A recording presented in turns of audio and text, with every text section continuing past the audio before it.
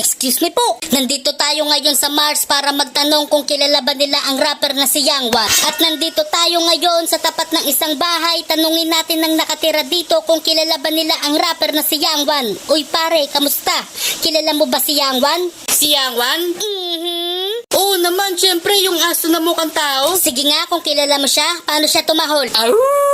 Tangina, mukhang kilala niya nga. Sino mas malupit na rapper sa inyo? Si Yangwan o si Hambog ng Sagpro? Tangina, syempre si Hambog ng Sagpro, men. Talagang tagos sa puso lahat ng kanta nun. At naaalala ko pa nga dati, pinakinggan ko lahat ng kanta niya, walang tapon kahit isa. Basta malupit para sa akin si Yangwan. Oh, bakit naman si Yangwan naging malupit para sa'yo? Magaling siya mangburaot, mangdis, manginis, at higit sa lahat, magaling siya magbuhat ng bangko.